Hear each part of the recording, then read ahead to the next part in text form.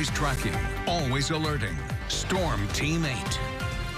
Still looking at that smoky haze across West Michigan to start out the day from Grand Rapids to Kalamazoo, but we are starting this morning with dry and warm conditions in place. Temperatures outside upper 60s to around 70 degrees, so a warm and muggy start will give way to strong to severe storms developing late this morning into the early afternoon hours is when we'll likely see that first round of intense weather come through. And once we get on the other side of the system, the heat and humidity will take over as the primary stories, with high temperatures in the 90s for Thursday and Friday, and those heat index values approaching the century mark.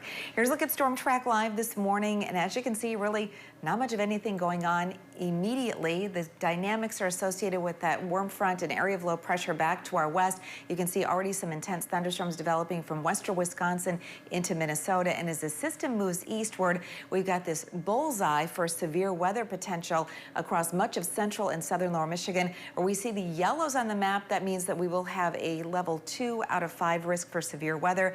The oranges indicate a stronger probability of severe weather. That's from just south of the I-96 corridor through Ionia County over toward the Thumb area and points off to the south. What are we most concerned about?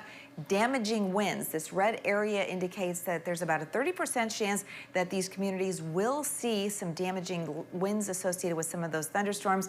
Not impossible to see some large hail developing as well. And also, this is the potential for tornadoes to come along with this outbreak of severe weather. And as you can see from that same area, an isolated tornado may develop. So once again, we'll be looking at that as a threat as we head through the afternoon and early evening hours. Here's a look at the system that will be coming through as the warm front lifts in late this morning into the early afternoon. That's when we'll start to see the severe weather developing, and then it will roll through in a couple of waves. The first intense wave comes through between noon and 5 o'clock, then heading toward the east side of the state. If you are heading over to the concert, make sure that you do have an indoor space to take cover if the threatening weather does approach just prior to concert time.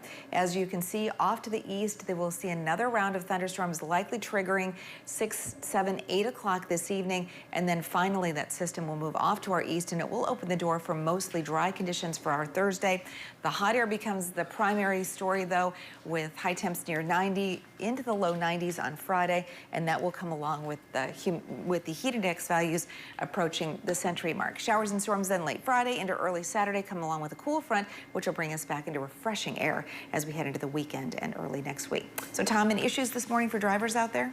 Right now, the only thing that could potentially impact some drivers is that closure that went into place yesterday morning at 7 o'clock. And so yesterday morning's commuters were having to deal with this. And once again, that's going to be the case. We're talking about the closure of Turner, and that is between Leonard and 4th Street. The good news is they have left one lane open along Turner so that you do have access to get onto the ramp to southbound US 131 from Leonard Street. So that portion will remain open. Everything else is closed, and that's going to be in place through the 1st of September.